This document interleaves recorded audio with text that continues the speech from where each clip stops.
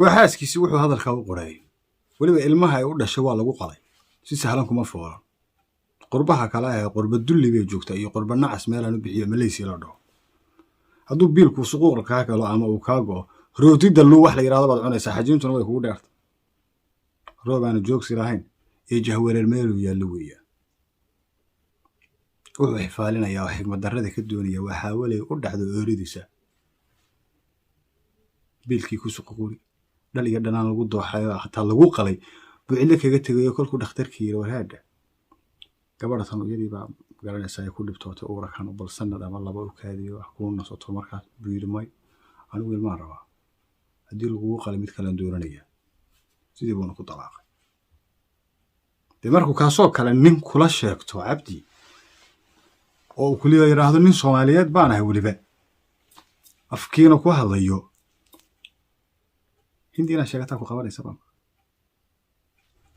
bismillaah assalaamu calaykum waraxmatullaahi tacaala wabarakaatuh dhammaan Soomaaliyeed meel baa dunida ka joogtaan Allah weyn waxna ku wada rajeynaya caafimaad iyo cibaado suuban iyo amal khayr mid kastoo muraad leena baa muraadkiisa mid khayr ka dhigo kuwa xanuunsan oo caafimaad taama siiyo kan geeriyooday jannadii udgoonada hooyga yeelo kuwa laga geeriyoodana sabri baan ka siiyo kuwa dhashaysta ama dhasha u barakeeyo kuwa dhashayna dal badan oo barakeysan hasiyo la maran dalkeena iyo nabad iyo bulshada Soomaaliyeed oo midana Allah weyn waa weydiisanaya tinooro joogtay gacal u barakoobo iyo fariista agjoogin waa wehelintiina dib naga soo biirtay gacmaha barakooban subscribe to see gabadha qoraalka loo soo qaray muuqaalkeedu waa kan amiirana la yiraahdo Malaysia ku nooshahay Snapchat-ka lagu soo wadaagay taas waan daawaday intii aan daawanayay calooliyo iyo ceel iyo naxdin ba soo ka darsantay baa galaas sharaab ayagoo la inuu shaax yahay inuu sharaab yahay kala garan waay ninka qabaa nin la moodka qurbu ku nool yahay oo dalalka kala ah dalalka Australia hadaba gabadhan calafka isu geey calafka sidii sabab nasiibka u sahana waana sareeda caashiq kulka helisadkii meel aan filaaniyo mid aan macin lahayn marka qaar madax ku gelinaya ama aan ku naawileeno nuxur waxaad mudan tahay aqoon adiga hadaba gabadhan ilaahay wuxuu qadarin inuu calaf u galo nin la moodka gabadhu waxay tilmaamaysaa xilliga umusha tahay murugada dareemaysi mid macin bidayo agteeda joogay xataa inaan sanahayn xilliga fuulinaysi gabadhu waxay tilmaamaysaa dhakhtarkii inay noqotay gabadhan ilmaha xataa qalleen iyo tilmaam noocaas waxay sheegtay inuu yiraahdo hadii dhakhtarku uu tilmaamay dhakhtarka wuxuu ku yiraahdaan gabadhan ilmaha hadii lagu qalo waxay noqonaysaa inaad sanad ama laba u kaadiso alashan de maadaama ay kan dhibta ka martay waa kan soo istaagay de kuma sii karo ilmaha soo doonayo inaan kala doonanayo gabadhiisa inta kuma ekaan biilkiina ku soo qaqariyo hadii cidla kaga tagay wuxuu bilaabay meherkii inuu yiraahdo 102 ku siinay kuma xeerin dhashiyo dhalaanka iyo uurka lagu qalay iyo inay gabar tahay oo ooridiisa ahayde wuxuu bilaabay hatta habla kale isagoo la joogo inuu muuqaal u soo toobo taa waxa dheer inuu u goodiyo oo yiraahdo muuqaalaas banaanka ka soo dhigay yaa ilaaha allah wamido gabadha ay dambeysay ka soo laadaya dhaqan xumo lama oran karo nacasnimo lama oran karo damiir xumo lama oran karo dulinimo lama oran karo yaani ximaarka ku dhaama bila xikaayana waate gabar calafku ku galay oo gayaankaaya oo gabar Soomaaliyeed oo ilaahay wanaag iyo ixtiraam iyo kalgacal uu ka siiyay oori kuwa oo ilmahaagi uurka ku sido 9 bilood aan beerbeer u seexaneen dhabar mooyee oo mataga iyo walac iyo hawsha ay u dheertahay oo qalliin meeshii yimi abtirsiyaha dhashaana adigu magacaaga uu yahay miyay ka mudantay inaad tiraahdo suuradaadan dibadda keenaya oo awradaadan qaawinaya oo waa ku ciilaya oo waa ku cadaabaya war miyay ka mudan tahay gabadhii dartaa loo qalay inaad tiraahdo tiktoorku hadduu sida yiraahdo mid kale taan dooranaya tan kale tan darajada aad siinaysaa iyo dulqaadka ay ka sugaysaa maxay kanina dashay ama gabar waxay doontaa ahaatee ilaahay ka siiyay nicmo eebba iyo raxmadaad eebbahay ugu mahadnaqdo inay tahay miyaadan yaa ku yiri inantu hadii ay Malaysia joogto ama Afrika joogto ama dal kale oo aan Western ahayn joogto waa bilaa qiimo waa raqiis yaa ku yiri yaa ku tilmaamay kuwa qurbaha jooga ama Western-ku inay ka qiimo badan yihiin kuwa dalalka kala jooga macnaha halkaa waxaad uga duushay halkaa ugu tagtay tacaddi iyo dhibsaad ugu geyso isu tiraahdo waa bilaa damiira ku tuma Soomaa haddaba midda Afrika joogta iyo mid Yurub joogta iyo mid Carab joogta iyo mid Mareykan joogta hablaheenu maamuuska iyo mulkiga way wada leeyihiin kuwaasuna way ku soo dayriyeen oo dulunimo kuga arkeen iyo darajo inaanan lahayn taasna waxaad u aaday inaad nabar u geysato iyo naxdin aan abid ka dhamaan ninna madi garasho iyo caqli iyo dadaal waxaad muujin lahayd kolka ooridaada caloosheeda la qalo oo ilmaad adigu dhasho lagu qalo ayaad ugu dulqaadan lahayd dareenkii ku siin waayey taa dee wax kaloo wanaag iyo naxariis ku siin waayo haddii aad ashahaadato ood nin islaama tahay oo aad caqli leedahay oo garasho leedahay waxaad ku fikir lahayd mid iyo labo oo midoo aragtidaadu waxay ku siin lahayd ilmaha kanaad dashay hooyadiis weeye hawlna kaama mudno waa mid kaloo caqliga iyo garaadku waxay kuu sheegi lahaayeen 9 bilood ee foolanayd in adiga kuu foolanay silic iyo saxariirna inaysan mudneen iyo naag kaleeto mala awaala inaad muuqaal ugu dirto oo muujiso iyada anu Malaysia meesha la yiraahdo waan soo maray waan garanay qurbaha kala ah waa qurba nacas wiilku markuu kaaga oroodi dalo wax la yiraahdo baan noqonaa sabaayad yar oo jactado sida kuu soo fiirinaysa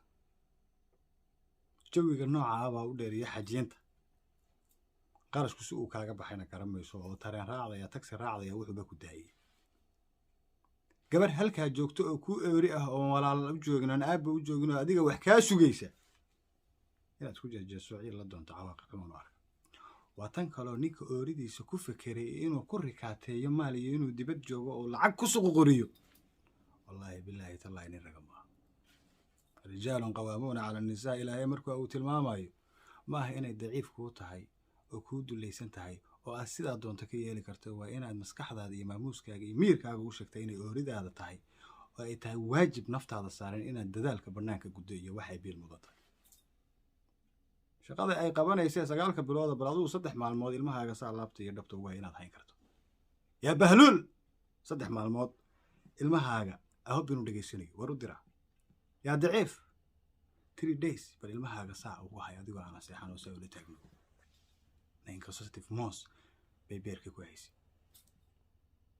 marka